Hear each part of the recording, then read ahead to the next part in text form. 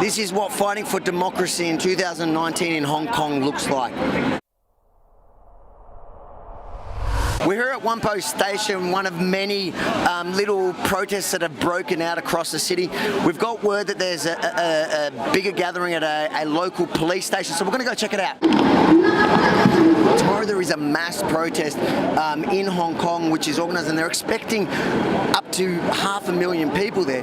This is just an ordinary night here in Hong Kong, and one of many across the city where people are just spontaneously gathering. So what we've got here is you've got hundreds of police in full riot gear, looking like they're in formation, getting ready to move on the crowds. And this is crowds of people literally wearing protective gear. A peaceful protest is what I would call this. Everyone's been pretty nice to us. I haven't seen any violence or intimidation or anything that would require police responding with such brute.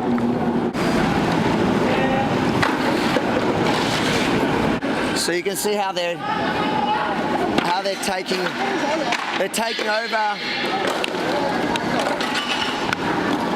an entire block. If you look down there, you've got massive police presence surrounding this area.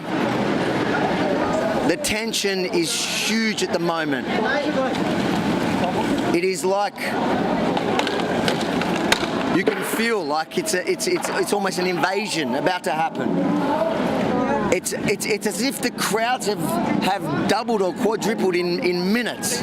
It's surreal.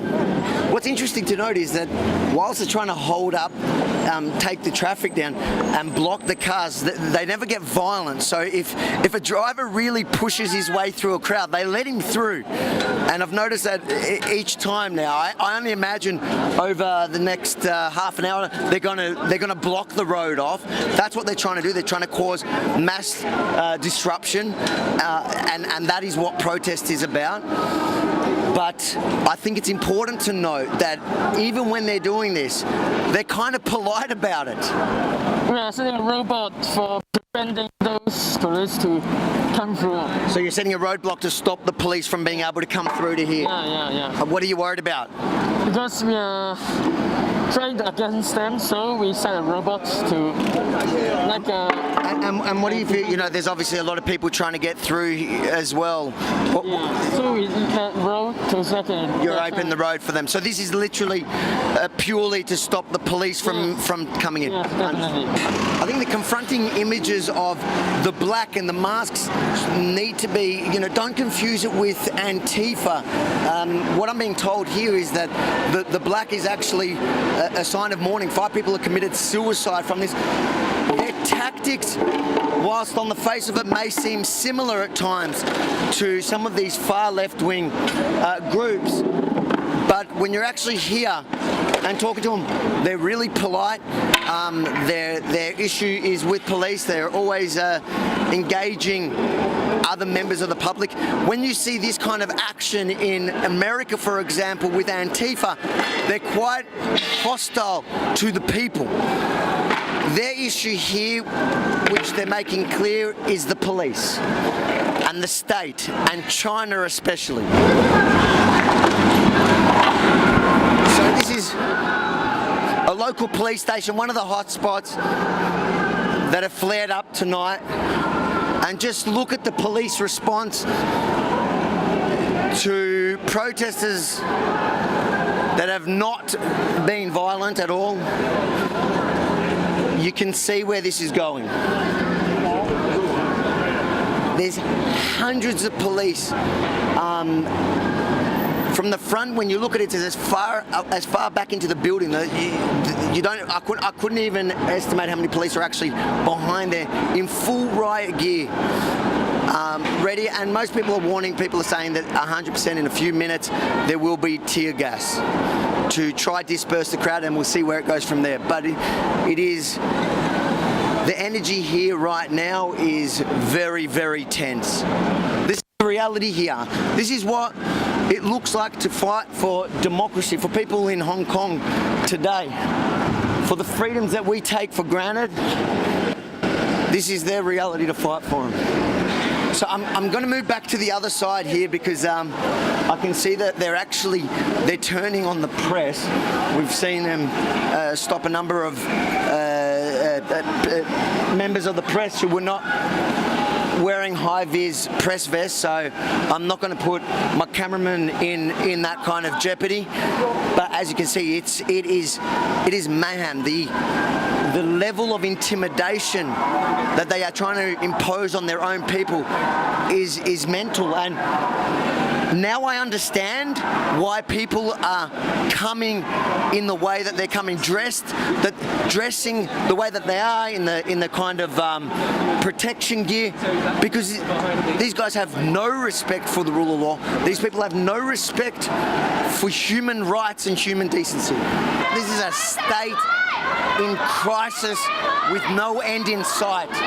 Do you see the police? Do you believe that they're a bit over the top? They will shoot you.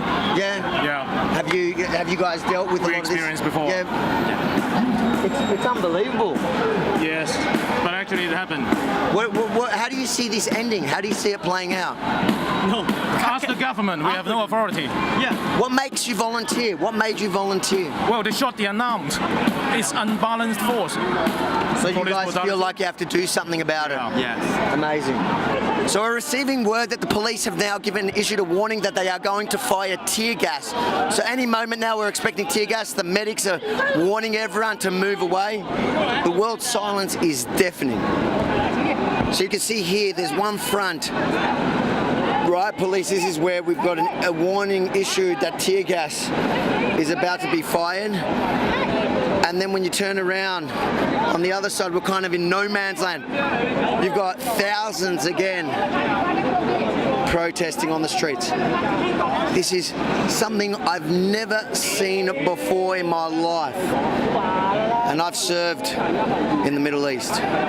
Riot police marching down the streets, thousands of people running in every which way, every direction.